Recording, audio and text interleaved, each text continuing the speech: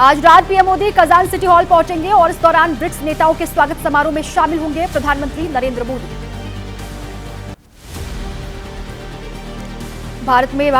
रूस में भारतीय राजदूत विनय कुमार का बयान, भारत का साफ स्टैंड है, कूटनीति और बातचीत से ही निकलता है हर समस्या का समाधान, भारत हमेशा से शांति का पक्षधर रहा। रूस में भारतीय राजदूत विनय कुमार ने कहा, भारत ब्रिक्स का संस्थापक मेंबर है, ब्रिक्स के ढांचे के भीतर आर्थिक सहयोग के लिए भारत प्रतिबद्ध है।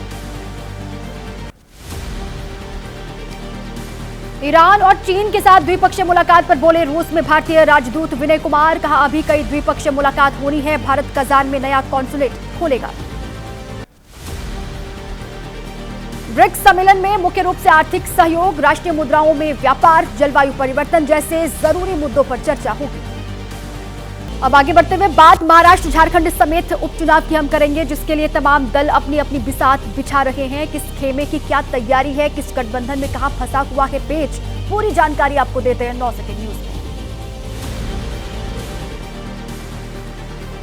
झारखंड में विधानसभा चुनाव के दूसरे फेज के लिए आज अधिसूचना जारी होगी, जिसके साथ ही आज से नॉमिनेशन भी शुरू हो जाएंगे। दूसरे फेज में झारखंड की 38 सीटों पर 20 नवंबर को वोटिंग होनी है।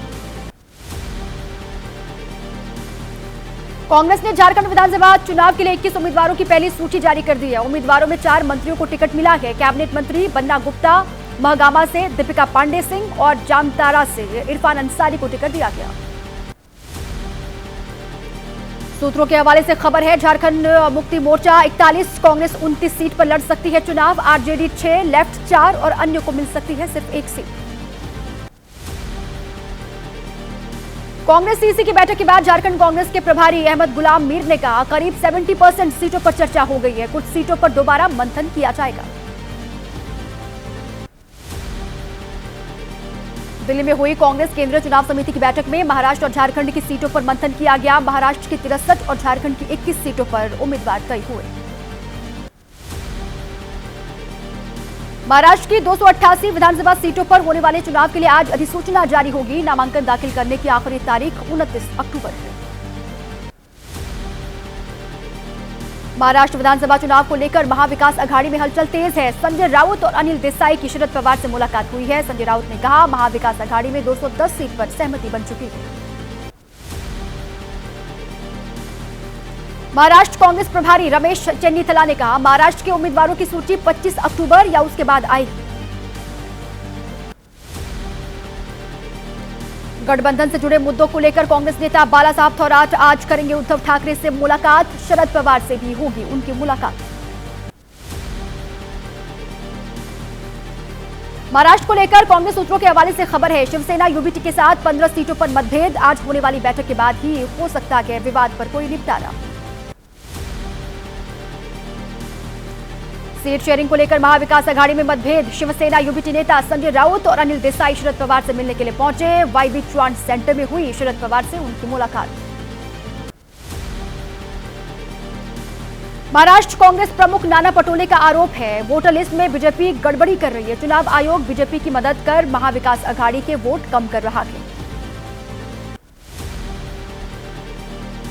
उत्तराखंड की केदारनाथ विधानसभा सीट पर होने वाले उपचुनाव के लिए भी आज अधिसूचना जारी होगी। नामांकन दाखिल करने की आखिरी तारीख 29 अक्टूबर है। यूपी में 9 सीटों पर होना है उपचुनाव। उपचुनाव के लिए बीजेपी अपने उम्मीदवारों की लिस्ट आज जारी कर सकती है।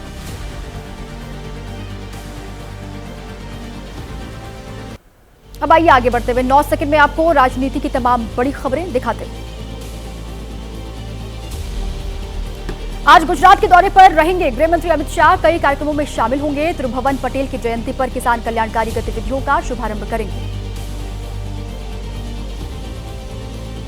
आज मथुरा दौरे पर रहेंगे सीएम योगी आदित्यनाथ, ब्रज तीर्थ विकास परिषद कार्यालय में विकास परिषद बोर्ड बैठक में होंगे शामिल। शाम 5 बजे विकास कार्य और लॉ एंड ऑर्डर की करेंगे समीक्षा। आरएसएस प्रमुख मोहन भागवत से भी हो सकती है सीएम योगी आदित्यनाथ की मुलाकात। शाम को 6 बजे परखम गौशाला पहुंचकर हो सकती है बातचीत। आज वक्फ बोर्ड अमेंडमेंट बिल पर जेपीसी की बैठक होगी। इंडियन यूनियन मुस्लिम लीग के 5 सांसद बिल पर अपना पक्ष और सुझाव रखेंगे। वैष्णो देवी मंदिर पहुंचे आम आदमी पार्टी के राष्ट्रीय संयोजक अरविंद केजरीवाल। मां वैष्णो देवी के दरबार में मत्था टेका। केजरीवाल ने कहा, दर्शन किए और सभी देशवासियों के लिए मंगल कामना की। महाराष्ट्र के अकोला में योगेंद्र यादव के साथ धक्का मुक्की। गुस्साए लोगों ने कुर्सियां वहां पर तोड़ी। मारपीट पर स्वराज पार्टी के नेता योगेंद्र यादव ने कहा, किसी को नहीं जानता, मगर साथियों ने 24 नाम बताए। छिंदवाड़ा के सांसद विवेक बंटी साहू को फोन पर धमकी मिली है। पाकिस्तान से आई धमकी भरी कॉल। पुलिस से मामले की शिकायत की गई है। अब आइए 9 सेकंड न्यूज में दिल्ली में हुए धमाके की बात करेंगे, जिसमें जांच एजेंसियों को अब तक बहुत ठोस सबूत हाथ नहीं लगे हैं। इन सब के बीच में दिल्ली में प्रदूषण को लेकर भी सियासी हवा का रुख काफी तेज हो चुका है। पूरा अपडेट आपको दिखाते हैं 9 सेकंड। दिल्ली के प्रशांत विहार इलाके में हुए ब्लास्ट मामले में पुलिस ने किया सीसीटीवी से सुराग मिलने का दावा। एक संदिग्ध की तस्वीर दिखी है। पुलिस पूरे मामले की जांच पड़ताल कर रही है। जांच एजेंसियों के सूत्रों के मुताबिक फुटेज शनिवार रात का है। एक शख्स ब्लास्ट स्पॉट की तरफ जाता हुआ दिख रहा है। इसके हाथ में नजर आ रहा है सफेद रंग का बैग। एजेंसी पूरे मामले में नक्सलाइट, खालिस्तान और बड़ी आतंकी साजिश के एंगल से जांच में जुटी हुई है। धमाके की जांच के लिए सोमवार शाम एफएसएल की टीम फिर से घटनास्थल पर पहुंची।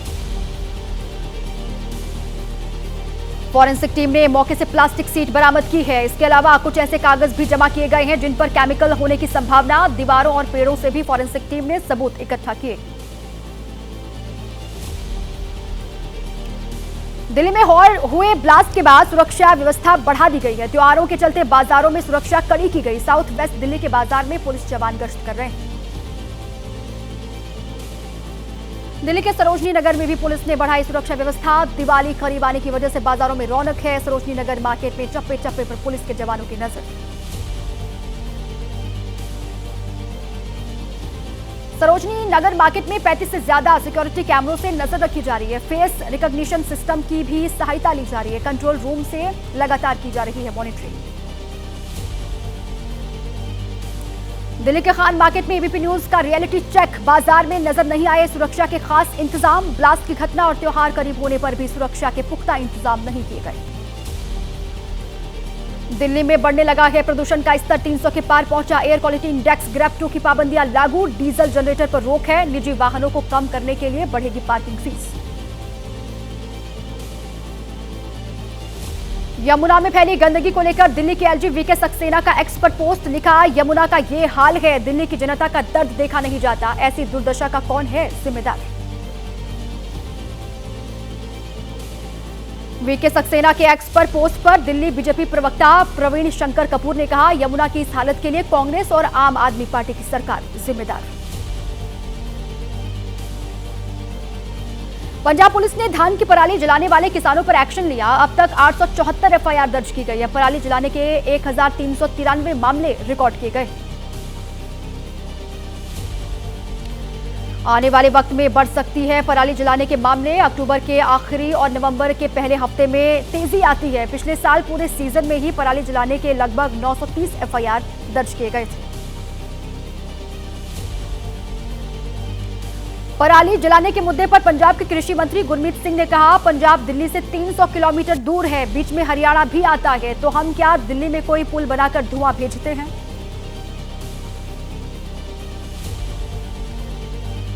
बंगाल की खाड़ी में 23 अक्टूबर तक चक्रवाती तूफान की आशंका है। ओडिशा के तटीय क्षेत्रों में 25 अक्टूबर तक भारी बारिश का अलर्ट है। मछुआरों को समुद्र तट से दूर रहने की सलाह।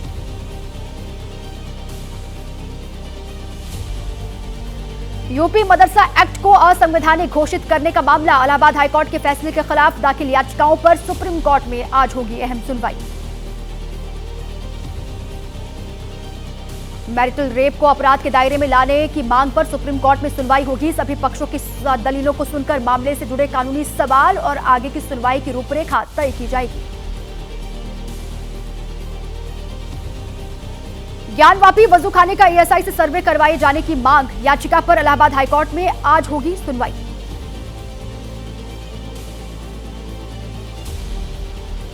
पुणे के खेड़ शिवपुर टोल बूथ पर कार से जब्त किए गए 5 करोड़ रुपए। रकम के बारे में सही जानकारी न देने पर पुलिस ने कैश जब्त किया। अधिकारियों को दी गई है मामले की पूरी जानकारी। जम्मू कश्मीर के गांदरबल में हुए आतंकी हमले की जांच जारी। जम्मू कश्मीर पुलिस ने एक एफआईआर दर्ज करके जांच पड़ताल शुरू की है। कुछ संदिग्धों को हिरासत में लिया गया है। जम्मू कश्मीर के गगनगीर में आतंकी हमले वाली जगह पर पहुंची एनआईए की टीम। आतंकी घटना को लेकर जांच पड़ताल जारी। सुरंग निर्माण से लौट रहे लोगों पर आतंकी हमला हुआ था।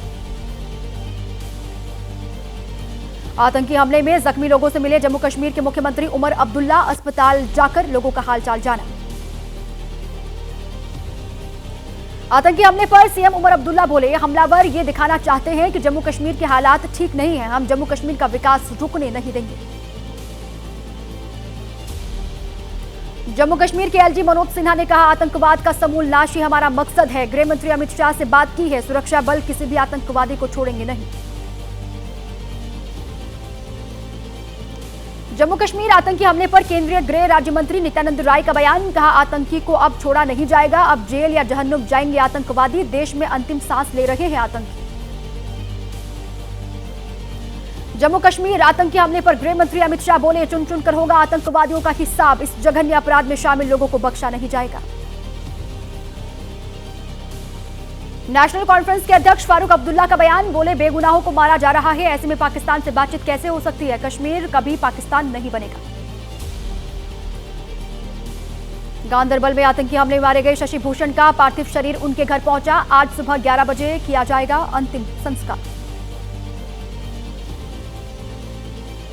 निर्दोष हत्याओं के खिलाफ कुलगाम के घंटाघर में निकाला गया कैंडल मार्च। गांदरबल में हुए आतंकी हमले के खिलाफ लोगों ने गुस्सा जाहिर किया। अब आगे बढ़ते हुए 9 सेकंड में आपको दिखाते हैं अपराध की तमाम बड़ी खबरें। बाबा सिद्दीकी मर्डर केस में 4 आरोपियों की पुलिस हिरासत 25 अक्टूबर तक बढ़ा दी गई है। मुंबई कोर्ट में पेशी के बाद 4 आरोपियों की पुलिस हिरासत 25 अक्टूबर तक बढ़ा दिया गया। पंजाब में मोगा पुलिस ने 4 बदमाशों को गिरफ्तार किया है। एक बदमाश लक्की पटियाल गैंग तो बाकी 3 बदमाश लॉरेंस गैंग से जुड़े हुए हैं। बदमाशों से 6 पिस्टल और 12 राउंड कारतूस बरामद किया गया। अब आइए 9 सेकंड न्यूज में देश प्रदेश की तमाम बड़ी खबरें आपको जल्दी से दिखाते हैं और पूरा अपडेट आपको देते हैं। यूपी के बुलंदशहर में सिलेंडर फटने से ढहा मकान। मलबे में दबने से 6 लोगों की मौत। मरने वालों में कहा जा रहा है सभी एक ही परिवार के थे। बुलंदशहर सिलेंडर ब्लास्ट में 10 लोग घायल हुए हैं। पुलिस और प्रशासन की टीम मौके पर पहुंची। घायलों को अस्पताल पहुंचाया गया। ओडिशा के गजपति जिले में बस और पिकअप वैन की टक्कर। हादसे में 20 लोग घायल। 14 की हालत नाजुक है। पलटने के बाद 20 फीट गहरी खाई में गिरी गाड़ी। ठाणे में हिट एंड रन का केस। नोपाड़ा के पास मर्सिडीज कार ने मारी मोटरसाइकिल को टक्कर। 21 साल के युवक की मौत हुई। मर्सिडीज सवार की तलाश जारी। इंदौर में चलती कार अचानक से बनी आग का गोला। मुंबई आगरा रोड पर कार में आग लगी। समय रहते कार सवार ने कूदकर अपनी जान बचा ली। प्रयागराज में जीएसटी ऑफिस में आग लगी। दफ्तर बंद होने के दौरान सेकंड फ्लोर पर आग लगने की खबर सामने आई। आग लगने से जीएसटी दफ्तर में जरूरी दस्तावेज जलकर राख। मध्य प्रदेश के जबलपुर में रेलवे के कोचिंग डिपो में आग लगी। आग लगने के बाद फटी बैटरियां। फायर ब्रिगेड की टीम ने कड़ी मशक्कत के बाद आग पर काबू पाया।